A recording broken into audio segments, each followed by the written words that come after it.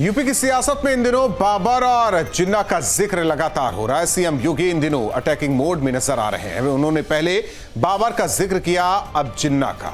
CM Yogi Lucknow में हजरतगंज में बाबा साहब आंबेडकर की पुण्यतिथि पर बोल रहे थे। उन्होंने आंबेडकर जी को श्रद्धांजलि दी। इस दौरान उन्होंने दावा किया कि मोहम्मद अली जिन्ना की आत्मा अभी भी बांग्लादेश में बसती है। पड़ोसी देश में हिंदू पर जारी हिंसा के लिए उनकी विरासत को जिम्मेदार ठहराया है। सीएम योगी ने साफ शब्दों में कहा कि बांग्लादेश में हिंदू बौद्ध को मारा जा रहा है, माताओं बहनों की इज्जत लूटी जा रही है। जिन्ना का जिन्न जब तक इस धरती पर रहेगा तब तक ऐसा होता रहेगा। कुल मिलाकर बात करें तो उत्तर प्रदेश की राजनीति दिलचस्प हो चुकी है।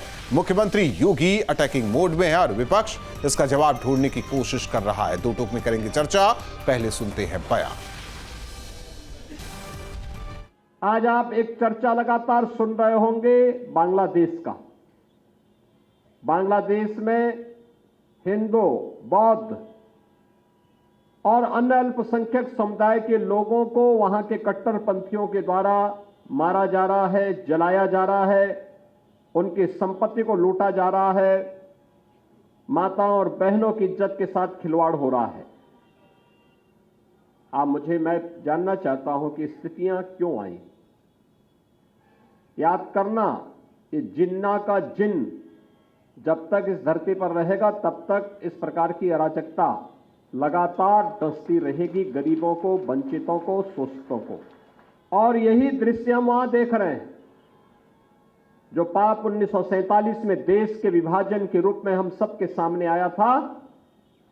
आज उसका एक बदसूरत रूप फिर से हमारे सामने बांग्लादेश के रूप में है। बांग्लादेश की हिंसा ने भारत के उन मुद्दों को फिर से कुरेद दिया है जो 1947 में विभाजन के वक्त पैदा हुए थे। चाहे पाकिस्तान हो या बांग्लादेश हो, अल्पसंख्यकों की सुरक्षा को लेकर हमेशा सवाल रहा और अल्पसंख्यक के ऊपर ज्यादतियों की बहुत सारी खबरें आती रही। पाकिस्तान तो अपने को इस्लामी मुल्क कहता है, इसलिए वहां तो वो कानूनी तौर पे जायज ठहराते हैं अल्पसंख्यकों पे अत्याचार को। और बांग्लादेश चूंकि इस्लामी मुल्क नहीं था, फिर भी अब जो सत्ता पलट हुआ उसके बाद से वहां जिस तरह से कट्टरपंथी हावी हुए हैं, उन्होंने ढेर सारे सवाल भारतीय राजनीति में वापस जिंदा कर दिए हैं। और उत्तर प्रदेश के मुख्यमंत्री योगी आदित्यनाथ अंबेडकर के हवाले से उन सारे इश्यूज को टैकल कर रहे हैं। उत्तर प्रदेश के मुख्यमंत्री योगी आदित्यनाथ जी लगातार इस उत्तर प्रदेश के आवाम को हिंदू मुसलमान के चक्कर में फंसाए रखना चाहते हैं, क्योंकि उत्तर प्रदेश के लोगों ने जिस जिम्मेदारी से उनको इस पद पे बैठाया है वो उस काम को करने में पूरी तरह असफल साबित हुए हैं। उत्तर प्रदेश की बढ़ती बेरोजगारी, बढ़ती महंगाई, किसान की परेशानी, जीएसटी से व्यापारी परेशान, इन मुद्दों पे चर्चा न हो, इसलिए उत्तर प्रदेश के लोगों को लगातार हिंदू मुसलमान में फंसाए रखना चाहते हैं। और ऐसे में बड़ा सवाल, जब तक रहेगा जिन्ना का चिन्ह, सामाजिक समरसता होती रहेगी छिन्न भिन्न। हैदराबाद में रजाकारों ने किया अत्याचार, विपक्ष का क्या है विचार? जो बाबर जिन्ना ने किया, संभल बांग्लादेश में वही हुआ। बंटवारे के बाद मिला मुस्लिम देश, हिंदुस्तान में कौन मचा रहा क्लेश? इन्हीं सवालों के साथ मेहमानों से चर्चा। आनंद दुबे, प्रवक्ता बीजेपी, धर्मेंद्र सिंह जी, प्रवक्ता समाजवादी पार्टी, अजय वर्मा जी, कांग्रेस के नेता।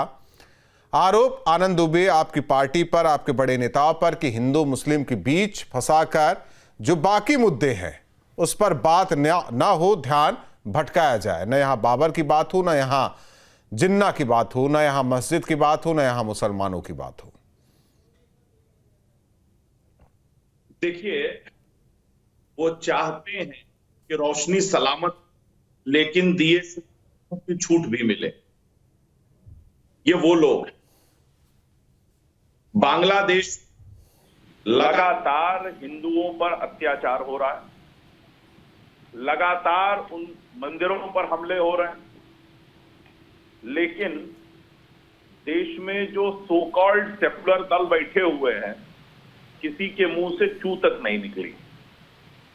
योगी आदित्यनाथ ने क्या गलत कहा कि भाई जो बांग्लादेश में उपद्रवी जिस तरह से उपद्रव कर रहे हैं, बांग्लादेश में तो चलिए दूसरा देश है, वहां तो इस समय सरकार भी डवाडोल स्थिति में है, सब मंदिरों पर हमले हो रहे हैं, तमाम चीजें हो रही।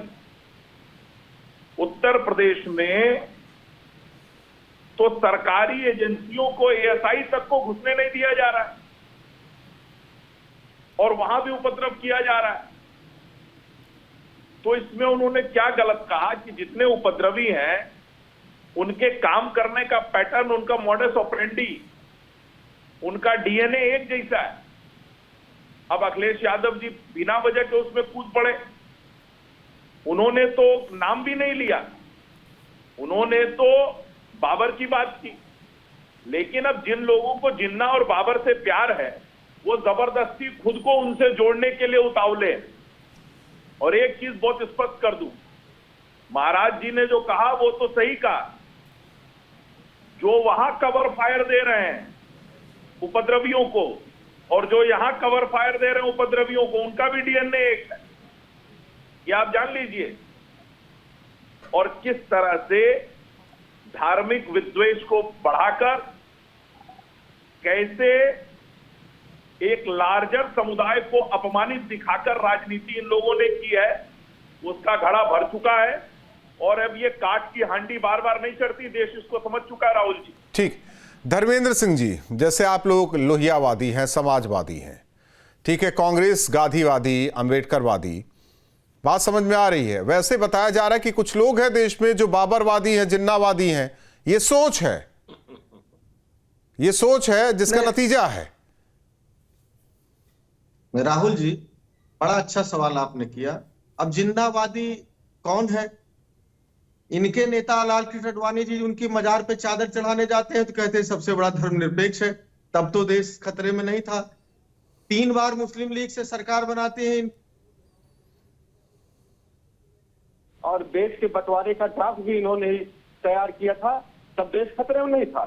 सवाल ये है, बांग्लादेश पर बात करने वाले, इनको सोचना चाहिए यहाँ प्रदर्शन करने से क्या होगा। एक पार्टी अपने उत्तर प्रदेश की एक पार्टी है जनसत्ता दल, उसके नेता कुछ लोग बांग्लादेश के उस पर ज्ञापन देने जा रहे थे, दिल्ली यहाँ इनकी पुलिस ने गिरफ्तार कर लिया। और जब बांग्लादेश पर देश के प्रधानमंत्री जी की जबान खुली एक बार भी, आपको खुली याद हो अगर राहुल जी तो जरूर बताएं कि प्रधानमंत्री जी कब बोले बांग्लादेश को लेकर के।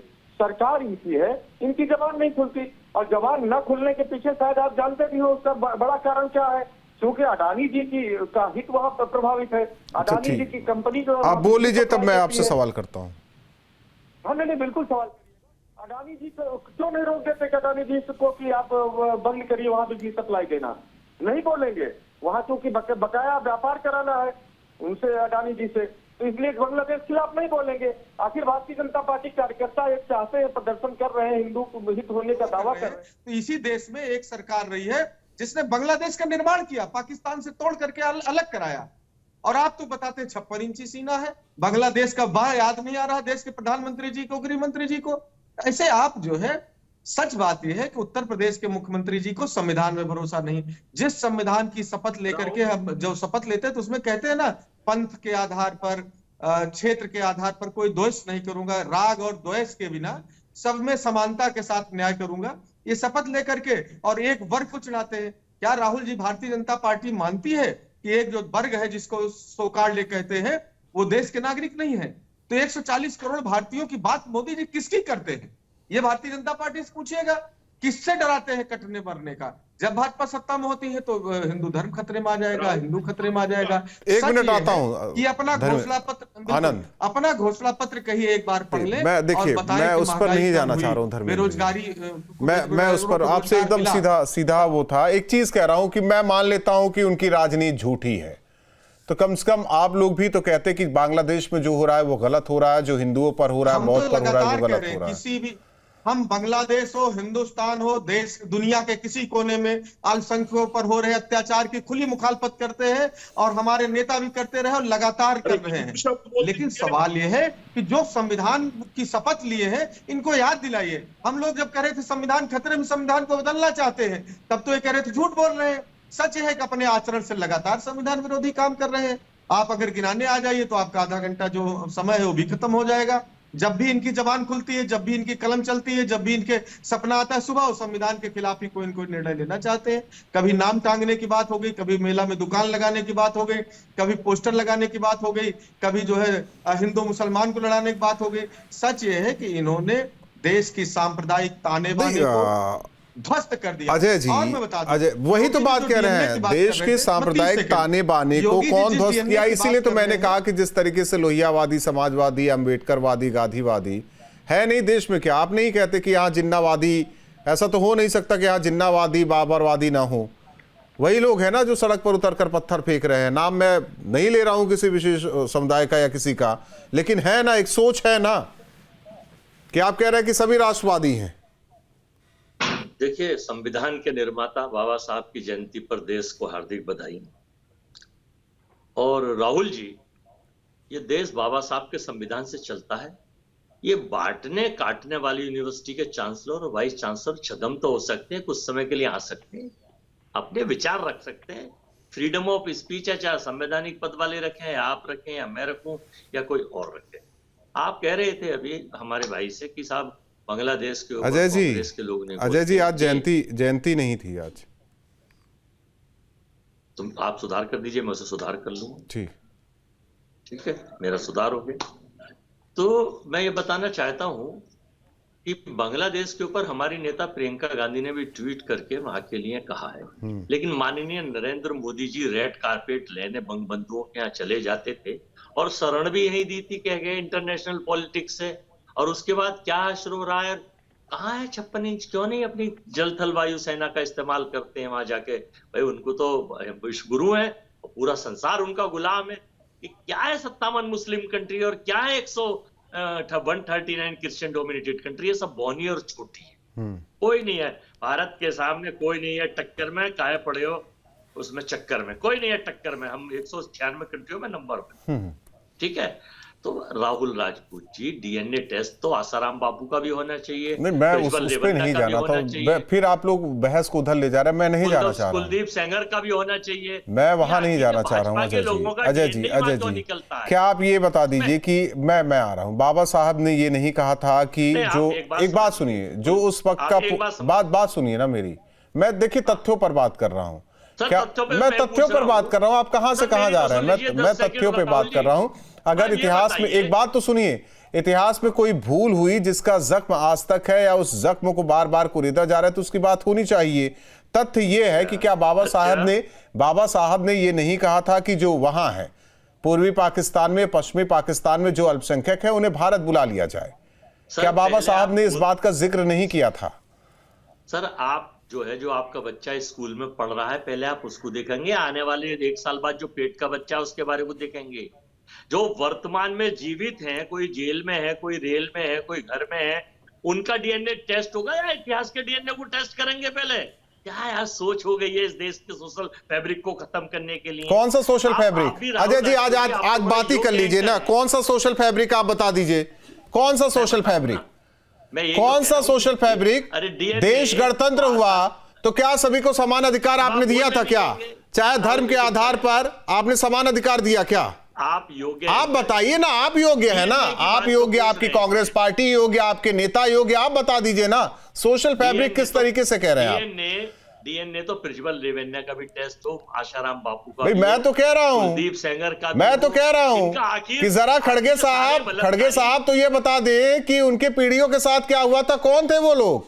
वो लोग कौन थे? वो लोग भी तो भारतीय थे। कनेक्टेड या नहीं, मैं आप बता दीजिए ना, जिन रजाकारों की बात बार बार हो रही है, कौन थे? इस इतिहास तो सबको जानना चाहिए, राहुल जी, आप तो अधिकार तो सबको है। अजय वर्मा जी, आप हमारे बीच में बहुत टोकते हैं, थोड़ा सुन तो लीजिए भाई। आप लाइन पे रहिए ना। चाहते हैं इस देश, नहीं लाइन पे, वो चले जाए 500 साल पहले जिनने पे आप उनसे डरते हैं चूंकि मुख्यमंत्री हैं, हम चूंकि साधारण आदमी अपोजिशन के, क्यों नहीं? कई पत्रकारों को छत्तीसगढ़ में थे तो दिल्ली से उठा ले गए थे, क्या दिक्कत थी? कर्नाटक में वहां भी हो जाएगी कई पत्रकारों पर, तो वहां हुआ। कैसे आप ऐसे कैसे कह सकते हैं कि आपने छोड़ दिया, उनसे डरते हैं? कलम अगर डरता ना, तो हमें नहीं लग रहा है कि आपातकाल के बाद तो होते ही है, मीडिया खत्म। बहुत आप 2014 की बात करो, भारत 2014 के बाद आजाद हुआ। मेरी सुन तो लीजिए, इस देश में राहुल जी 10 सेकंड में सुन लीजिए, फाइनली आप तो अच्छे मेरे योग एंकर हैं कि इस देश में व्यापार, नौकरी, रोजगार, महिला सुरक्षा, छोटा व्यापारी, शहर के हालात, सोशल फैब्रिक, इस देश के व्यापारियों की स्थिति, जीएसटी टैक्स की स्थिति, नोटबंदी के बाद किसानों की स्थिति, इन पर ध्यान दिलवाइए। वही बात कह रहा हूं, अपनी पत्रकारिता से, वही बात कह रहा हूं ना, यही ध्यान देता, यही ध्यान अगर सरकारें देती तो हमें नहीं लगता कि वर्शिप एक्ट लाने की जरूरत पड़ती। सर आप नहीं, तब तो आप कहते हैं कि देश को तो हम सोने की चिड़िया बना रहे हैं, हम ये योजना ला रहे हैं, हम वो योजना, हम ये एक्ट लाएंगे, वो एक्ट लाएंगे, फिर वर्शिप एक्ट ला दिया आप लोगों ने। फिर पता चल रहा है कि आप लोग एक चीज और स्ट्रॉन्ग करते चले गए। सरकार रहती तो पता चलता कि ये कोई दंगा बिल भी आने वाला था क्या। हमने जो किया कि हमारे उसकी जनता ने सजा हमें दी। आप कहते हो ना कि आपको सत्ता, हाँ तो उन्हें भी दे देगी, वो जो करेंगे उनको भी दे देगी जनता। क्यों घबरा रहे हैं, सजा का क्या होगा, क्यों घबरा रहे हैं? फिर इंतजार कीजिए। आनंद दुबे जी पहले ये तय करो, आनंद दुबे, नौकरी की बात करो, आतंकवाद की बात ना कीजिए आप लोग, ठीक है? और किसानों की बात कीजिए आप, पत्थरबाजों की बात ना कीजिए आप गरीबों की बात कीजिए, योजनाओं की बात कीजिए, लेकिन कहीं अगर विवाद है मंदिर मस्जिद का, उसका जिक्र ना कीजिए, ये आपको शोभा नहीं देता। ये विकास की बात कीजिए आप लोग। पाकिस्तान बांग्लादेश की बात नहीं होनी चाहिए हिंदुस्तान में। राहुल जी, मैं बहुत खामोशी से सबकी बात सुन रहा था, मुझे थोड़ा समय दे दीजिएगा उत्तर देना है। एक विषय तो ये है कि जो कृषि और रोजगार की बात कर रहे हैं वो अपने समय का डेटा उठा लें। कैसे 26-27 हजार करोड़ कृषि बजट होता था, आज 1.25 लाख करोड़ से ज्यादा है। किसानों को किसान सम्मान निधि मिल रही है, फसल बीमा मिल रहा है, और लगातार एमएसपी पर खरीद है जो 50% से ज्यादा बढ़ चुकी है इनके समय से। खैर उस पर मैं बात नहीं करूंगा क्योंकि इनके पास बात करने के लिए कुछ है नहीं। ये वो लोग हैं जो कसम संविधान की खाते हैं, लेकिन प्रधानमंत्री बनने के बाद कहते हैं देश के संसाधनों पर पहला अधिकार मुसलमानों का है। ये इनका सोशल फैब्रिक है। ये कर्नाटक में, आंध्र प्रदेश में मुस्लिमों को, दलित भाइयों का आरक्षण छीन के देने की कोशिश करते हैं। ये इनका सोशल फैब्रिक है। अरे आंध्रा में उत्तर सरकार प्रदेश में समाजवादी पार्टी आतंकवादी मुकदमे वापस लेने के लिए इलाहाबाद हाईकोर्ट चली जाती है। ये इनका सोशल फैब्रिक। एक बड़ी बात इन्होंने कहा कि बांग्लादेश हमारी नेता ने बनाया, तो भाई ये बता दो देश किसने बंटवाया? चलो हम क्रेडिट आपको, वो तो कह रहे हैं कि आप लोगों ने बंटवाया है, तो फिर किसने बंटवाया? और फिर बांग्लादेश बनाने की आवश्यकता क्या पड़ गई? अगर देश नहीं बढ़ता तो बांग्लादेश नहीं होता। लेकिन जब जवाबदेही की बात आएगी तो भाग जाएंगे। आज बाबा साहब अंबेडकर की पुण्यतिथि है। मैं उन्हीं की लाइन, जब उन्होंने इस्तीफा दिया, उन्हीं की लाइन बता रहा हूं। उनका ये इस्तीफा अंबेडकर राइटिंग एंड स्पीच में वॉल्यूम 14 के खंड 2 के पेज पर 1317 से 1327 के बीच छपा हुआ है। उन्होंने क्या लिखा है? पूरी दुनिया में सबसे खराब स्थिति भारत में दलितों की है, फिर भी दलितों को कोई राहत क्यों नहीं दी जा रही है? ये सरकार यानी नेहरू सरकार दलितों की तुलना में मुसलमानों की सुरक्षा को लेकर ज्यादा चिंतित रहती है। प्रधानमंत्री नेहरू का पूरा समय मुसलमानों की सुरक्षा के लिए लगा होता है। मैं भी भारत के मुसलमानों को सुरक्षा देना चाहता हूं, लेकिन क्या सिर्फ मुसलमानों को ही इस देश में सुरक्षा की आवश्यकता है? क्या दलितों, आदिवासियों और ईसाइयों को सुरक्षा की आवश्यकता नहीं है? ये बाबा साहब अंबेडकर के शब्द हैं जो उनकी किताब में लिखा है। और एक चीज और बता दूं, ये सरकार ऐसे काम करती है। 1991 में प्लेसेस ऑफ वर्शिप एक्ट ले आए। नहीं, अब उसकी बात छोड़ देते हैं, वो तो मैंने जिक्र कर दिया। देखिए 10 सेकंड, पब्लिक ऑर्डर के विषय को अपने पास रख लिया। संविधान का वायलेशन करते हुए ये एक्ट बनाया जिसको लेकर सुप्रीम कोर्ट में सुनवाई। ठीक है, छोड़ देते हैं ना अजय वर्मा जी। जोगेंद्रनाथ मंडल को जानते हैं आप? 1994 में वक्फ बोर्ड को राइट, एक मिनट अजय वर्मा जी, जोगेंद्रनाथ मंडल को जानते हैं आप? आपने पढ़ा होगा उनके बारे में, पाकिस्तान के पहले कानून मंत्री, आप जानते हैं? बताइए। नहीं, मैं पूछ रहा हूं। पूछ लीजिए। नहीं, आप राहुल जी, भारत के रहने वाले हो, भारत के निवासी हो, पाकिस्तान और मुसलमान नहीं वो आ गए थे, फिर भारत आ गए थे वापस, भारत वो वापस आ गए थे बाद में। पाकिस्तान, कब्रिस्तान और मैंने बस जिक्र किया, डिबेट पूरी नहीं होती मैं आपसे कुछ कह रहा हूं। जोगेंद्र नाथ मंडल जी को जानते हैं आप? जोशी जी लिख के जो भेज देते हैं आप उसे पढ़ लेते हैं। अजय वर्मा जी, अजय वर्मा जी, मैं तो सीधा सवाल कर रहा हूं, आप इतनी क्यों मतलब तलखी भरे लहजे में क्यों बात कर रहे हैं? मैंने कहा कि आप जानते हैं भारत के वर्ल्ड हैप्पीनेस इंडेक्स पे हम कहां पहुंच गए हैं? मैं आपसे पूछ रहा हूं ना, वर्ल्ड हंगर इंडेक्स पे हम अजय वर्मा जी, वही बात मैं कह रहा हूं। लोगों को अनाज देने अजय वर्मा जी, आप बता दीजिए ना, मैं कह रहा हूं ना, मैं थोड़ा सा जो इतिहास है उसी की बात कर रहा हूं मैं। आप गॉडसे को जानते हैं? हाँ मैं जानता हूँ, गॉडसे को जानते हैं? हाँ मैं जानता हूँ। कंपनी बनी है, तो महात्मा गांधी की हत्या कैसे करी थी उसने, जानते हैं? हाँ नाथूराम गोडसे ने गोली मारी थी, मैं जानता हूँ। आतंकवादी था नहीं था वो? मैं कैसे ये कहूँ कि आतंकवादी था कि नहीं था? आतंकवादी हत्यारा था या नहीं था? हाँ मैं कहता हूँ हत्यारा था। आप बताइए। तो बस, तो ऐसे इस बातों की तो चलो सार्थक। तो मैं कह रहा हूँ ना, आप मेरे सवाल का जवाब दे दीजिए ना। जोगेंद्र नाथ मंडल जी को जानते हैं ना आप? मैं कह रहा हूँ कि पाकिस्तान, मैं उसकी बात ही नहीं कर रहा हूँ सर। बताएंगे विचारधारा क्या थी जोगेंद्र नाथ मंडल की? मोदी जी बताएंगे इस विषय में, इनकी सब्जेक्ट है, इनका पाठ्यक्रम है। और बीजेपी आप ना रजाकारों की बात कर रहे हैं, ना जोगेंद्र नाथ मंडल की बात कर रहे हैं। पाकिस्तान, मुसलमान। धर्मेंद्र जी, मैं उसकी बात ही नहीं कर रहा हूं ना, मैं उसकी बात ही नहीं कर रहा हूं। जिस सामाजिक समरसता की आप लोग बार बार दुहाई दे रहे हैं ना, उसी सामाजिक समरसता को सोच के वो पाकिस्तान गए थे।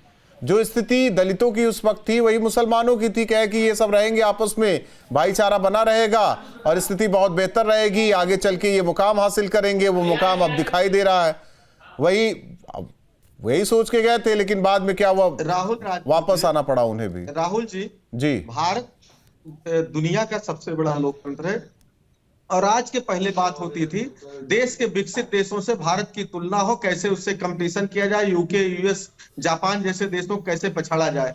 लेकिन कितना विकास हुआ। आदरणीय नरेंद्र दामोदर दास मोदी जी के नेतृत्व में जब 2014 में आए और योगी जी उत्तर प्रदेश के मुख्यमंत्री हुए, सारा कंपटीशन पाकिस्तान और बांग्लादेश से हो गया। जहां पीछे ठीक, आप सुन लीजिए, मैं बोलता नहीं बीच में। अगर इस तरह आप डिबेट चाहते हैं तो इस तरह फिर धर्मेंद्र जी एक मिनट आनंद, एक मिनट राहुल जी, धर्मेंद्र जी एक मिनट आप बता दीजिए। आप अमेठी के रहने वाले, एक मिनट छोड़ तो दीजिए आनंद दुबे, एक मिनट शांत रहिए। आप अमेठी के रहने वाले हैं ना? अमेठी के रहने वाले हैं ना? सुल्तानपुर का अमेठी हमारा जनपद का हिस्सा। हाँ जनपद है ना। आप पहले बता दीजिए कि मैं 12 से ले लेता हूं, लखनऊ से अमेठी जाने में कितना टाइम लगता था? सवाल ये देखिए, फिर आ गया सवाल, जिस विकास की बात करें, एक छोटा सा मैं उदाहरण दे रहा हूं, मैं बड़ी बात नहीं कर रहा हूं, किसी जमाने में तो मैं बड़ी बात नहीं कर रहा हूं। या मैं कहता हूं लखनऊ से बाई ट्रेन सुल्तानपुर जाने में कितना टाइम लगता था, अपनी गाड़ी से बाई रोड जाने में कितना टाइम लगता था, मैं उसकी बात ही नहीं कर रहा हूं। लेकिन जिस बात का जिक्र अजय जी ने कहा कि एक बेटा 8 साल का है, दूसरा पेट में है, तो पेट वाले का भी भविष्य तय करना है कि कल की स्थिति क्या हो। 8 वाला कटे तो पेट वाला भी ना कटे। बहुत बहुत धन्यवाद।